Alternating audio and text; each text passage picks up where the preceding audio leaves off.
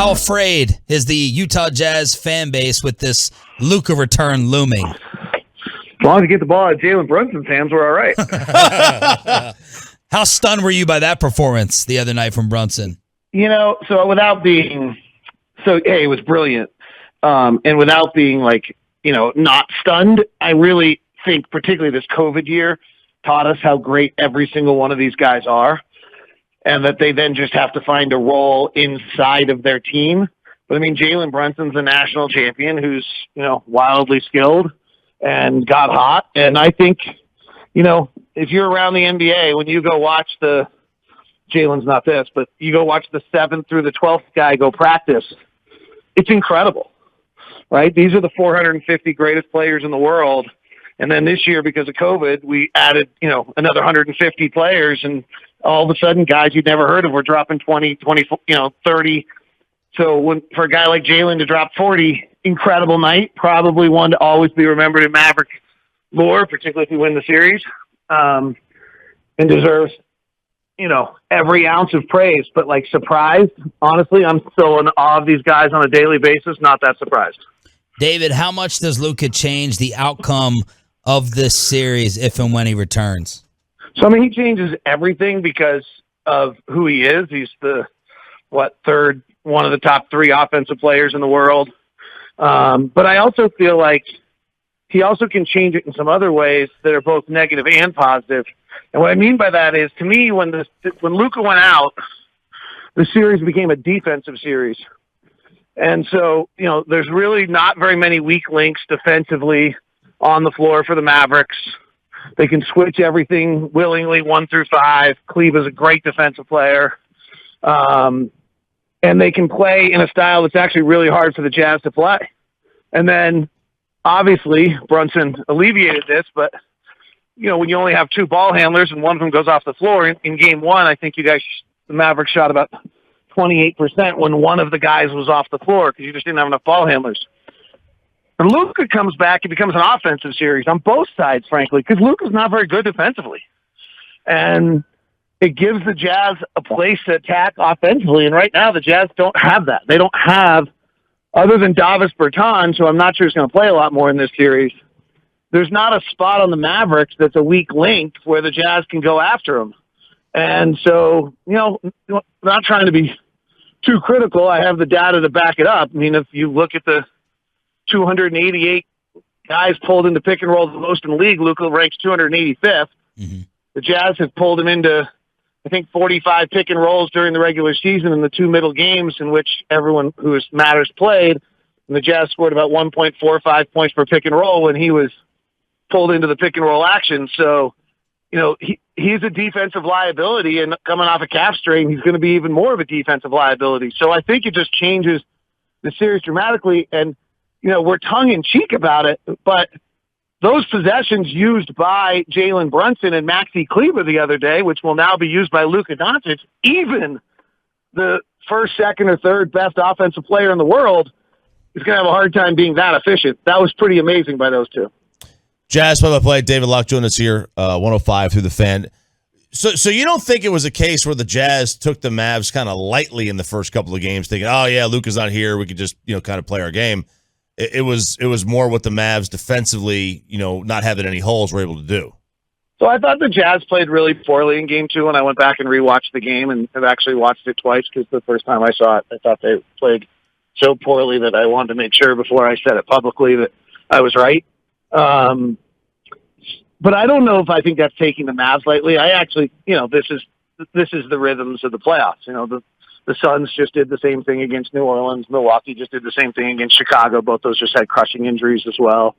This isn't, somebody else did it also. I can't think of whom, but it's not uncommon for the team won game 1, particularly if it's on the road, to lose game 2. So it feels catastrophic. I'm not sure it is. Anyone who thought the Jazz were beating the Mavericks 4 times in a row, I think, was up in the night, even without Luka.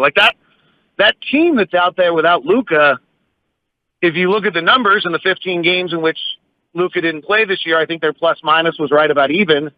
They got some really good players. Not to totally geek out, but I already have, so I might as well keep going. Brunson's in the 91st percentile in pick and roll. Dinwiddie's in the 90th percentile in isolation. Like, these guys know how to play. And it's certainly got a roster that has weaknesses, but if it played an entire NBA season other than fatigue, I think it would be about a 500 team. So the idea that you're going to walk into a 500 teams building and win both games seems pretty outlandish. Now, don't misunderstand. Jazz fans are like, and the team is, somewhat upset about not winning game 2, but it's not. I didn't find it to be a stunner. I found it more of a stunner maybe that the Jazz didn't seem to play with kind of the juice they needed to play with. David, what is the reality of the Jazz drama that we've heard about throughout the second half of the season with Donovan Mitchell and Rudy Gobert and Quinn Snyder and Lakers rumors? What is the reality of the internal Jazz stories? So my theory a little bit on this is that when large market teams suck, their reporters have nothing to cover, so they make stuff up. So it's grossly exaggerated, according to you. Yeah, I mean, I don't, I think Mark Stein had the story that, Quinn has an extension he hasn't signed. Okay, so I don't know what that means, and I don't know why. And he's been there for 8 years, and new ownership and new GM. Might have been just waiting to see if by the end of the season, what the plans were.